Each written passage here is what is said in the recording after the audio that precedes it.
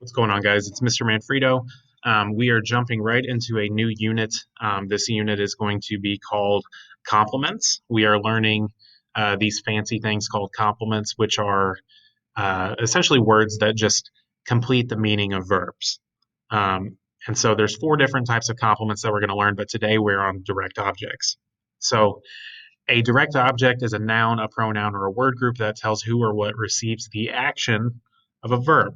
So you might see that sentence or hear me say it, and you might be like, Mr. Manfredo, I don't know what the heck that even means. Well, lucky for you, we've got some examples. So this one right here, I met Dr. Mason. We have an action verb right here in met. Who or what is receiving the action of met? So who is being met or what is being met? We have Dr. Mason right here. That is our direct object. In this example, did Bill hit a home run? We're asking what did Bill hit? What object or thing or person is being hit by Bill? It is this right here, your home run. You would include both of these words because they're kind of necessary to understand the meaning of the sentence.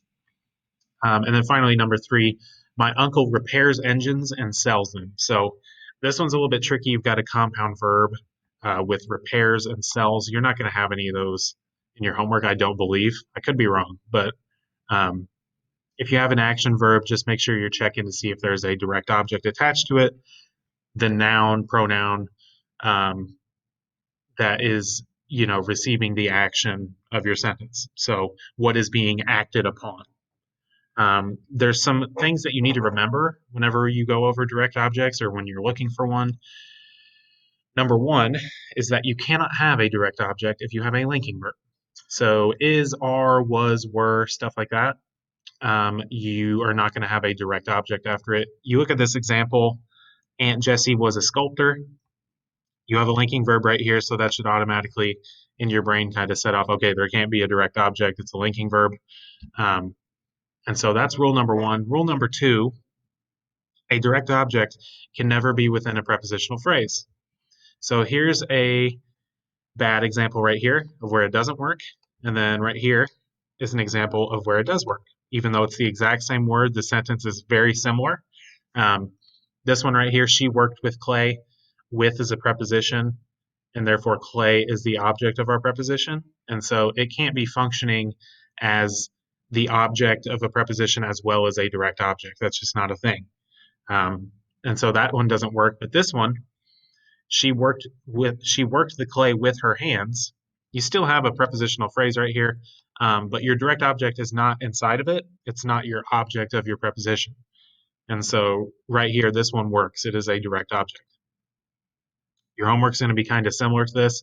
You're going to just have to identify what the direct object is in the sentence. So this is a good example of where it does and does not work. Number three, a direct object may be a compound of two or more objects. Example, we bought milk, we bought eggs, and we bought flour at the store. All three of those things are receiving the action of the sentence. Milk, eggs, and flour were all equally bought at the store, and so they are all your direct object. As far as your homework goes, you just have to identify direct objects in each sentence. Excuse me. And then down below, you have to make two of your own sentences with a direct object, nothing too difficult. Let's take a look at one of them together. Let's see. Let's look at number 4 together. I think that one's a little bit tricky. So fatigue, pain, should probably lowercase that. That's not a proper noun. Fatigue, pain, and waves challenge marathon swimmers. So the first step when you're trying to find a direct object is you need to find your action verb. So number one, where's our action verb? It's not these right here. These are nouns.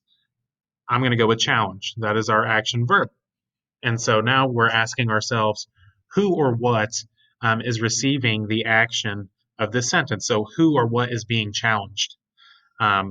Your first instinct might be, oh, marathon swimmers.